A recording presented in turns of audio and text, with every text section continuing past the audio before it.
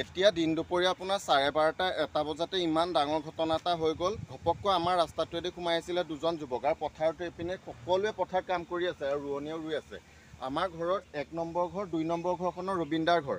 এই ৰবীন্দাৰ ঘৰতে দিন দুপৰীয়াতে সোণ চাফা কৰিবৰ দুজন যুৱক আহিল আৰু বৌয়ে সোণখিনি চাফা কৰিবলৈ দিছে। ৰবীন্দাৰ মুখে এতিয়া কি হ'ল গোটেই কথাখিনি শুনকচোন আপোনাৰ। তাৰমানে দুজন মানুহ আহি অকল আমাৰ ঘৰতে নহয়, ওচৰৰ এটাকে ঘৰতে সোমাই পেলাই মানে ইটো ঘৰতো সোমাইছে, কাষৰ সিফালেও সোমাই আহিছে। এই বিভিন্ন বস্তু চাফা কৰা, অকল সোণ নহয় আৰু ৰূপ বা অন্যান্য বস্তু টান চাফা কৰা কিছুমান বস্তু আনি পেলাই দেখাইছে। তাৰপিছত গোটেইখিনি লাষ্টত মানে বা সোণখিনিও চাফা কৰি বাকীখিনি ধুনীয়াকৈ চাফা কৰি দিছে। সোণখিনিও চাফা কৰিবলৈ মানুহগৰাকীয়ে দিলে উলিয়াই কৰিলে মানে কৰি গৰম কৰাইছে। গৰম কৰাৰ আগমুহূৰ্তত কোন মুহূৰ্তত তাৰমানে সিহঁতে সোণখিনি হাত কৰি ল'লে। গৰম কৰি আছে, গৰমত এতিয়াতো খুলিব নোৱাৰে এইটো পটককৈ বা হাত দিব নোৱাৰে। তাৰপিছত তাৰ মাজতে তৎক্ষণাত মানে মানুহ নাপাত্তা হৈ বাইক লৈ আহিছে আৰু দুজন যুৱক এজন সেউজীয়া মানে হেৰি নীলা চাৰ্ট আৰু এজনে বগা চাৰ্ট পিন্ধিছে। এখন বাইকত আহিছে বোধকয়, এটা বেগ লৈ আহিছে এনেকুৱা। হেলমেট পিন্ধি আহিছে নেকি ল'ৰা দুজন? হেলমেট নাই দেখা, বাইকে বেলেগে দেখাওঁতে আমি বেগ গম পালোঁ মানে পিছতহে গম পাইছে যে বাইক লৈ আহিছে। আমি ওচৰৰ মানুহে মানে বেলেগে দেখা মানে কৈছে বাইকত ধুমা ধুমকি লগাইছে। আৰু হেৰি মানে সিহঁতে কোৱা মতেতো হেৰি পৰা আহিছে, শিলিগুৰিৰ পৰা আহিছে আৰু কোম্পানীৰ মানুহ আৰু আহিছে। আপোনাক কি বুলি সিহঁতে কথাটো মানে কৈছে আপুনি ভালকৈ জনাই দিয়কচোন যে ৰাইজে বেলেগেও বাচিব পাৰে সিহঁতৰ জালখনৰ পৰা। সেইটোৱে মানে সিহঁতে তেনেকৈ অন্যান্য বস্তু চাফা কৰা প্ৰথমে দেখাইছে।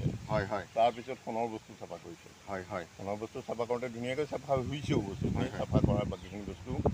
তাৰপিছত কোন মুহূৰ্তত মানে লৈ গৈ বস্তুখিনি আকৌ গৰম কৰিবলৈ দিছে। অকণমান গৰম কৰি দিবলৈ তাৰ মানুহগৰাকীয়ে চাইছে, তাত মানে সোণটো নাই। এই হাতৰ টিপতে মানে লৈ তেওঁলোকে শিলগুৰিৰ পৰা আহি পেলাই শিলগুৰিৰ পৰা জালখন পেলাইছোঁ বুলি কৈছে, হয়নে নহয়? যে যুৱককেইজন শিলগুৰিৰ পৰা আহিছে, কিন্তু মানুহকেইজন অসমীয়া মানুহৰ নিচিনা নালাগে। অসমীয়া মানুহৰ দৰে লগা নাই, বাহিৰা মানুহৰ দৰে লাগিছে। সেইকাৰণে চাওক দিন দুপৰতে কেনেকুৱা এখন গাঁৱলীয়া ব্যস্ততাপূৰ্ণ জেগাত এনেকুৱা এটা কৰি গৈছে। সেইকাৰণে আপোনালোকে অকণমান হুঁচিয়াৰ হ'বৰ হ'ল। কিহৰ কাৰণে তেনেকুৱা আহি পেলাই সোণৰূপ চাফা কৰা কৰিবই, তেনেকুৱা আগতেও কৰি গৈছে আৰু এলেকাত নকৰে। এলেকাত হ'লে কিন্তু ধৰা পৰিবলৈ গম পাবই। আমাৰ মেইন এই ৰাস্তাকেইটা যিকেইটা ওলাবলগীয়া ধৰা ৰঙাপাৰা বা ট্ৰেইন ষ্টেচন যাবলগীয়া ৰাস্তাও আমি চালোঁ, থানাৰ ফালেও চালোঁ, বাকীবিলাকো চালোঁ, কিন্তু গুৰুত্ব নাপালোঁ।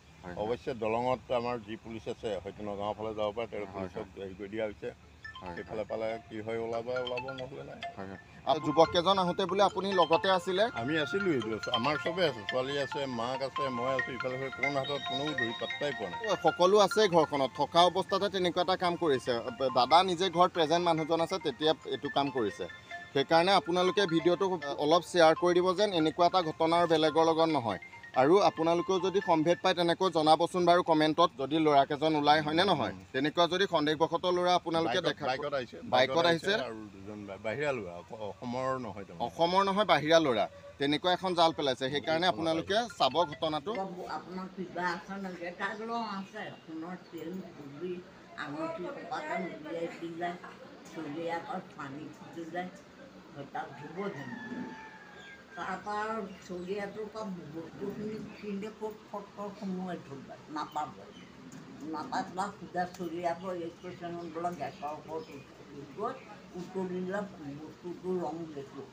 গেছত উঠাবলৈ যাওঁতে চুৰিয়াটো ৰাজ সোমোৱাই থৈ বস্তু নাই।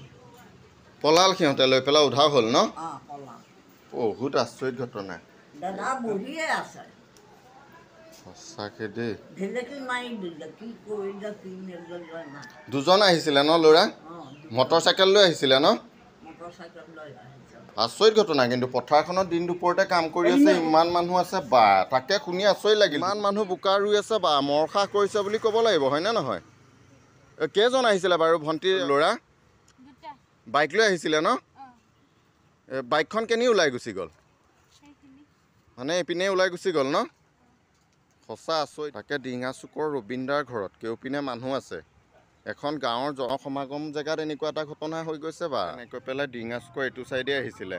তেজপুৰ ছাইডৰ পৰা এনেকৈ হাইৱে ছাইডৰ পৰা আহি সোমাইছে হাইৱে ছাইডৰ পৰা এনেকৈ ডিঙাচকৰ ৰাস্তাই সোমাই আমাৰ ঘৰৰ পৰা 1 নম্বৰ 2-3 নম্বৰ ঘৰখন এই ৰবীন্দ্ৰাৰ ঘৰ যুৱক দুজনে শিলগুৰিৰ পৰা অহা বুলি কৈছে সেইকাৰণে চাওক মানুহকেইজন দেখাত চকলটো অসমীয়াৰ দৰে লগাও নাই সেইকাৰণে বাহিৰৰ পৰা আহি আমাৰ ইয়াৰ জেগাত যে বাহিৰা মানুহে জাল পেলাইছে সেইকাৰণে আপোনালোকক বহুত হুঁচিয়াৰ হওক নিজৰ গা গহনা সোণৰ বস্তু একো বস্তু ঘৰত সোমাই চাফা কৰিব নিদিব তাকে দেখুৱাই গ'লোঁ চাই যাব হুঁচিয়াৰ হওক ধন্যবাদ